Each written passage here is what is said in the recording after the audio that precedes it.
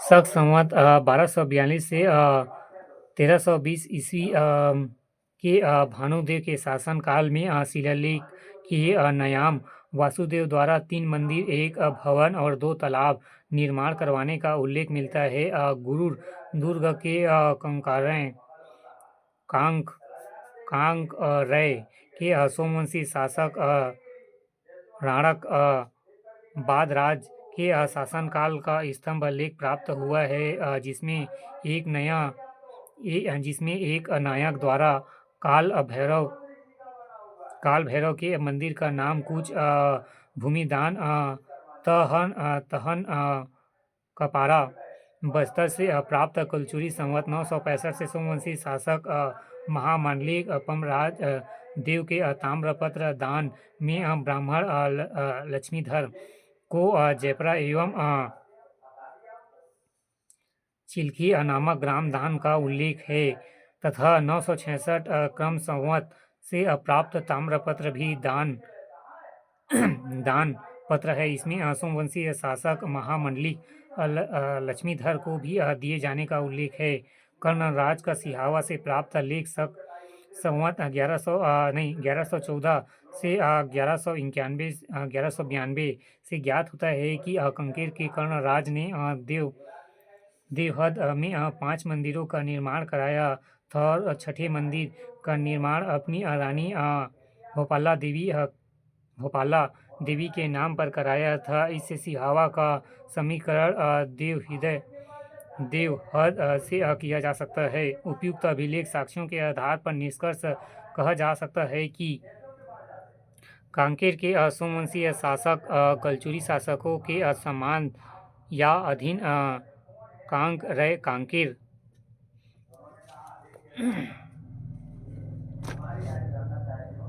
क्षेत्र में शासन कर रहे थे, जिनका शासनकाल 13वीं 14वीं ईस्वी अनुमानित है। इनके शासनकाल में निर्माण कार्य तथा मंदिर निर्माण, भवन निर्माण, तालाब निर्माण इत्यादि हुए, जो तत्कालीन सुव्यवस्थित शासन व्यवस्था के परिचारक है। इन अभिलेखों के अतिरिक्त कांकेर के सोमवंश के संबंध में अन्य जानकारी अनुपलब्ध है। कर्णराज और भानुदेव के शिलालेख में शक संवत पंपराज के ताम्रपत्रों में कलचुरी संवत का अंकन कांकेर के सोमवंशी शासकों की स्वतंत्रता एवं कलचुरियों के आंशिक प्रभाव को परिलक्षित करता है।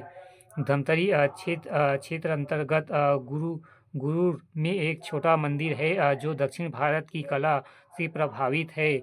यह उत्तर की ओर से एक महत्वपूर्ण सीमांकित प्रतीक है।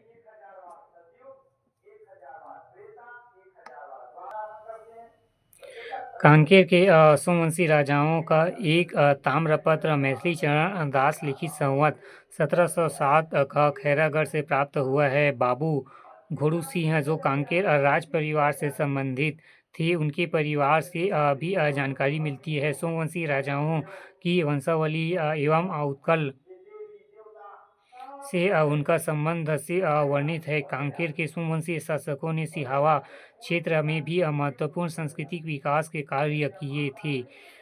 डॉक्टर रविंद्रनाथ मिश्र ने इसे अन्वेषित किया। रतनपुर एवं रायपुर के कलचुरी दक्षिण कोसल के इतिहास में कलचुरी राजवंश का महत्वपूर्ण स्थान है। अभिलेखों में इस वंश के राजाओं ने अपने को चंद्रवंशी माना है तथा सहस्त्र अर्जुन की संतान बतलाया है। इनका नाम अभिलेखों में कटुचुरी एवं कलतुसुरी एवं कालचूर्य तथा कलचुरी उल्लिखित है। 6वीं शताब्दी ईस्वी में 18वीं शताब्दी ईस्वी तक कलचुरी राजाओं ने भारत के अनेक स्थानों पर शासन किया। उनकी अनेक शाखाएं थी, जिनमें से महिष्मती, त्रिपुरी एवं सरयू पार और रतनपुर के कलचुरी प्रमुख है। डॉक्टर किलहॉर्न के अनुसार कलचुरियों की प्राचीन राजधानी त्रिशौर्य थी, जो अघावधि अज्ञात है। कलचुरियों ने 248 ईस्वी में अपना नया संवत चलाया जो प्राग 1000 तक चलता रहा, जिसका उपयोग अन्य राजाएं भी करते रहे। कलचुरी हयों ने एक शाखा है जिसका उल्लेख पुराणों में आया है। ताम्रपत्र आदि में कलचुरियों का सबसे प्राचीन उल्लेख सन 580 ईस्वी में मिलता है।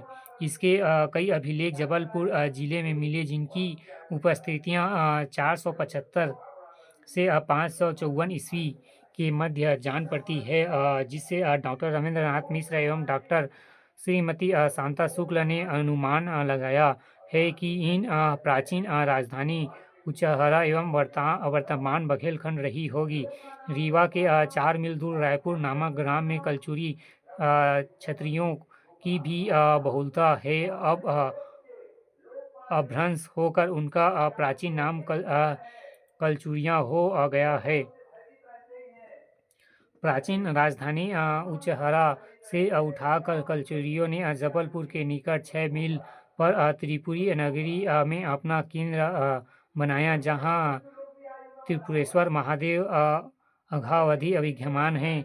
9वीं शताब्दी ईसा के अंत में त्रिपुरी के कलचुरियों ने दक्षिण कोसल में अपनी शाखा स्थापित करने का प्रयत्न किया। अभिलेखों से ज्ञात होता है कि कोकल प्रथम के पुत्र शंकरगढ़ द्वितीय अर्थात मुग्धतुंग ने कौशल नरेश को पाली प्रदेश बिलासपुर जिला अंतर्गत पाली नामक स्थान के आसपास का क्षेत्र जीत लिया था। इस समय जहां बाण वंशीय विक्रमादित्य प्रथम राज कर रहा था, उसके अलावा उसके उत्तराधिकारी से शंकरगढ़ ने भी प्रदेश जीत लिया होगा।